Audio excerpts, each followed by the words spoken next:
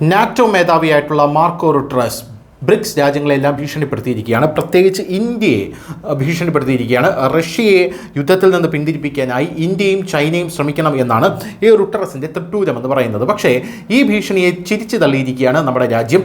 പക്ഷേ ചൈനയും റഷ്യയും ഇതങ്ങനെ ചിരിച്ച് തള്ളാൻ ഉള്ള ഒരു വിഷയമായല്ല കാണുന്നത്. അവർ ഒരു പദ്ധതി തയ്യാറാക്കിയിട്ടുണ്ട്.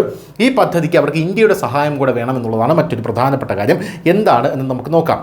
RIC ട്രോയിക്ക, അതായത് റഷ്യ, ഇന്ത്യ, ചൈന ട്രോയിക്ക, ഇതൊരു സഖ്യമാണ്.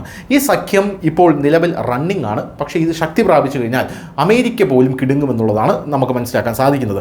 എന്തായാലും ഈ RIC ട്രോയിക്കയുടെ യോഗം പുനരാരംഭിക്കാനുള്ള റഷ്യയുടെ സംരംഭത്തെ ചൈന ഇപ്പോൾ പിന്തുണച്ചിരിക്കുകയാണ്. ഞങ്ങൾ റെഡിയാണ് എന്നാണ് ഇപ്പോൾ ചൈന പറയുന്നത്. ബീജിംഗുമായും ഡൽഹിയുമായും RIC സഹകരണം പുനഃസ്ഥാപിക്കാനുള്ള ആഗ്രഹം റഷ്യയുടെ ഡെപ്യൂട്ടി വിദേശകാര്യമന്ത്രി ആൻഡ്രി റുഡെൻകോ പ്രകടിപ്പിച്ചിരിക്കുകയാണ്. ചൈന ഇതിനെ പിന്തുണച്ചിട്ടുണ്ട്. 3 രാജ്യങ്ങളുടെയും സൗകര്യത്തെ ആശ്രയിച്ചിരിക്കും കൂടിക്കാഴ്ച എന്ന് ഇന്ത്യയും നിലവിൽ വ്യക്തമാക്കിയിട്ടുണ്ട്. അതായത് ഇന്ത്യയും ഇതിന് തയ്യാറാണ് എന്ന് തന്നെയാണ് ഇതിൻ്റെ അർത്ഥം. മേഖലാ തലത്തിൽ സമാധാനവും സ്ഥിരതയും നിലനിർത്താൻ ഇത് അത്യന്താപേക്ഷിതമാണെന്ന് പറഞ്ഞുകൊണ്ട് RIC യോഗം പുനരാരംഭിക്കുന്നതിനെ ചൈന പിന്തുണച്ചു. നിദ്രയിലായ RIC ത്രയത്തിൻ്റെ പുനഃക്രമീകരണത്തെ ചൈന പിന്തുണയ്ക്കുന്നു. ഈ ത്രികക്ഷി സഹകരണം 3 രാജ്യങ്ങളുടെയും താൽപ്പര്യത്തിന് മാത്രമല്ല, മേഖലയുടെയും ലോകത്തിൻ്റെയും സുരക്ഷയുടെയും സ്ഥിരതയ്ക്കും ആവശ്യമാണ്.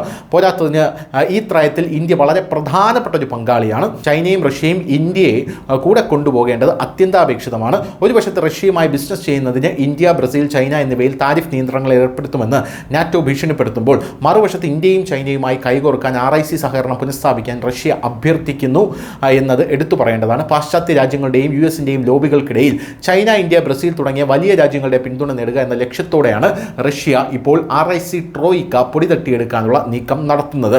എന്തായാലും 3 രാജ്യങ്ങൾ ഒത്തുചേരുകയും യോഗം ചേർന്ന് അവരുടെ താൽപ്പര്യമുള്ള ആഗോള പ്രാദേശിക വിഷയങ്ങൾ ചർച്ച ചെയ്യുകയും ചെയ്യുന്ന ഒരു വേദിയാണിതെന്ന് RIC യോഗത്തെക്കുറിച്ച് ഇന്ത്യയെ പ്രതിനിധീകരിച്ച് വിദേശകാര്യ മന്ത്രാലയ വക്താവ് രൺധീർ ജയ്സ്വാൾ പറയുന്നുണ്ട്. ഈ പ്രത്യേക യോഗം സംഘടിപ്പിക്കുന്നതിനെ സംബന്ധിച്ചിടത്തോളം 3 രാജ്യങ്ങളുടെയും പരസ്പര സൗകര്യത്തിനനുസരിച്ച് ഈ വിഷയത്തിൽ ഒരു തീരുമാനമെടുക്കും. RICയിൽ ഇന്ത്യയുടെ സാന്നിധ്യമല്ലാതെ ഈ യോഗം അപൂർണമാണെന്ന് റുഡെൻകോ പറഞ്ഞു. 3 രാജ്യങ്ങളും ഈ ഫോറത്തിൻ്റെ പ്രധാന പങ്കാളികളാണ് എന്നാണ് ഇപ്പോൾ RIC ട്രോയിക്കയുടെ പുനരുജ്ജീവനത്തിനായി ശ്രമിക്കുന്ന റഷ്യ അഭിപ്രായപ്പെടുന്നത്. ന്യൂസ് ഡെസ്ക്, ന്യൂസിൻ്റെ മലയാളം.